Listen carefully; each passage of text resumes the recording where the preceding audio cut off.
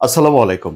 সুপ্রিয় দর্শক, মার্কিন president elect Donald Trump Greenland কিনে নিতে চান বা কোনোভাবে গ্রিনল্যান্ড নিজেদের দখলে নিয়ে যেতে চান। কেন? তিনি বলছেন যে যুক্তরাষ্ট্রের অর্থনৈতিক নিরাপত্তার জন্যে বা যুক্তরাষ্ট্রের নিরাপত্তার জন্যে গ্রিনল্যান্ড তাদের দখলে থাকা দরকার। এটি যে তিনি এবারই প্রথম বললেন তা নয়, ২০ তারিখে তিনি প্রেসিডেন্ট হিসেবে তার অভিষেক ঘটবে। এবারই যে তিনি বলছেন তা নয়, এর আগে তিনি যখন ২০১৬ সালে মার্কিন প্রেসিডেন্ট নির্বাচিত হয়েছিলেন তখনও তিনি বলেছিলেন যে গ্রিনল্যান্ড তিনি কিনে নিতে চান। এবং বারবারই গ্রিনল্যান্ডের পক্ষ থেকে বলা হয়েছে যে গ্রিনল্যান্ড বিক্রি করার জন্য নয়। গ্রিনল্যান্ড কি? গ্রিনল্যান্ড হলো পৃথিবীর সবচেয়ে বড় দ্বীপ। সেখানে ৫৬,০০০ মানুষ বসবাস করে।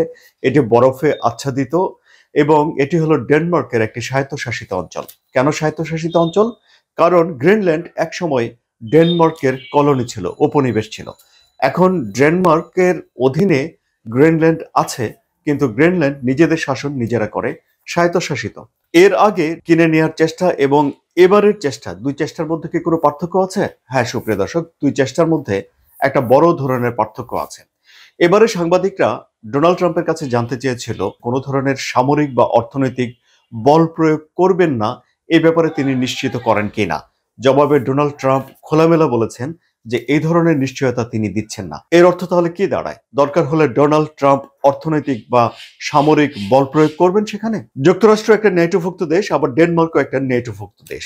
নেটোর তৈরি হওয়ার যে চুক্তি, সেখানে ৫ ধারায় বলা হয়েছে যে অন্য কোনো দেশ যদি নেটোভুক্ত কোনো দেশকে আক্রমণ করে, তাহলে নেটোর সবকটি দেশ, এখন সদস্য সংখ্যা ৩২টি, সব দেশ মিলে সেই আক্রমণকারী দেশের বিরুদ্ধে রুখে দাঁড়াবে। এখন নেটোভুক্ত একটা দেশ হিসেবে যুক্তরাষ্ট্র যদি সামরিকভাবে বল প্রয়োগ করে ডেনমার্কের উপরে, তাহলে এই পরিস্থিতি কি দাঁড়াবে?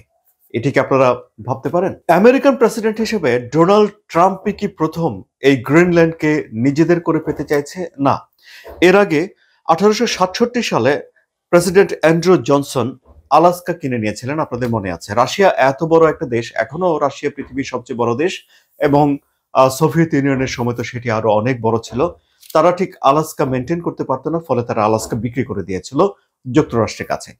তখন অ্যান্ড্রু জনসন একটা উদ্যোগ নিয়েছিলেন গ্রিনল্যান্ডকেও কিনে নেওয়ার জন্য, কিন্তু সে উদ্যোগ সফল হয়নি। দ্বিতীয় বিশ্বযুদ্ধে জয়ের পর প্রেসিডেন্ট ট্রুম্যানের প্রশাসন আরেকবার চেষ্টা করে গ্রিনল্যান্ডকে কিনে নেওয়ার জন্য। তখন তারা ডেনমার্ককে ১০ কোটি মার্কিন ডলার অফার করেছিল এর বিনিময়ে গ্রিনল্যান্ড দিয়ে দেওয়ার জন্য। বলার অপেক্ষা রাখে না যে ডেনমার্ক সে প্রস্তাবে তখনও রাজি হয়নি। কিন্তু ১৯৫১ সালে প্রতিরক্ষা চুক্তির অধীনে গ্রিনল্যান্ডের উত্তর পশ্চিমে একটি বিমান ঘাঁটি গড়তে সক্ষম হয়েছিল যুক্তরাষ্ট্র, যাকে এখন পিটুফিক স্পেস বেস হিসেবে চিনি আমরা। কেন তাহলে গ্রিনল্যান্ডকে এত গুরুত্ব দেওয়া হচ্ছে? গ্রিনল্যান্ডকে গুরুত্ব দেওয়া হচ্ছে এর অবস্থানগত কারণে। ভূ রাজনীতি বা জিও পলিটিক্সে গ্রিনল্যান্ডের অবস্থান যুক্তরাষ্ট্রের জন্য একটা অনন্য। এই যে দ্বীপটি পৃথিবীর সবচেয়ে বড় দ্বীপ, এর অবস্থান হলো ইউরোপ এবং আমেরিকার মাঝামাঝি একটা জায়গাতে। ডেনমার্কের রাজধানী কোপেনহেগেন থেকে এই দ্বীপ যতটা দূরে, যুক্তরাষ্ট্রের নিউ ইয়র্ক সিটি থেকে ততটা দূরে নয়, অর্থাৎ এটি যুক্তরাষ্ট্রের কাছে। এখন রাশিয়ার সঙ্গে যতদিন পর্যন্ত যুক্তরাষ্ট্রের এই টানাপোড়েন, একটা যুদ্ধ যুদ্ধ ভাব, একটা শত্রুতা বৈরিতে থাকবে, ততক্ষণ পর্যন্ত এই দ্বীপটি যুক্তরাষ্ট্রের জন্য অত্যন্ত গুরুত্বপূর্ণ। কারণ এই দ্বীপে অবস্থান নিতে পারলে যুক্তরাষ্ট্র রাশিয়ার আক্রমণ সহজে ঠেকিয়ে দিতে পারবে। অর্থনৈতিক গুরুত্ব আরো রয়েছে, কারণ হলো যে জলবায়ুর বিরূপ প্রভাবের কারণে সেখানে জমে থাকা বরফ গলছে এবং বরফ গলার কারণে গ্রিনল্যান্ডে প্রচুর পরিমাণে খনিজ পদার্থের ভান্ডার রয়েছে। সে ভান্ডার মানুষের আহরণের জন্য এখন সহজ হয়ে উঠছে। তাহলে যুক্তরাষ্ট্র সেই খনিজ পদার্থগুলো চায়। কেন চায়? এখন পৃথিবীতে খনিজ যেসব পদার্থগুলো রয়েছে তার সবচেয়ে সমৃদ্ধ ভান্ডার হলো চীনের। এসব বিরল খনিজ পদার্থ দিয়ে চীন তার সামরিক অস্ত্র তৈরি করার জন্য নানা রকম প্রয়োজনীয় যন্ত্রাংশ, নানান কিছু তৈরি করে। যুক্তরাষ্ট্রের সঙ্গে চীনের এই যে বাণিজ্যিক বৈরিতা রয়েছে, এখন ডোনাল্ড ট্রাম্প যখন প্রেসিডেন্ট হচ্ছেন, তখন ডোনাল্ড ট্রাম্প হলো হুঁশিয়ারি উচ্চারণ করেন তিনি ট্যারিফ বা শুল্ক আরোপ করবেন। চীন এখন চিন্তা ভাবনা করছে যে তারা এই খনিজ রপ্তানির উপরে একটা বিধিনিষেধ আরোপ করবে।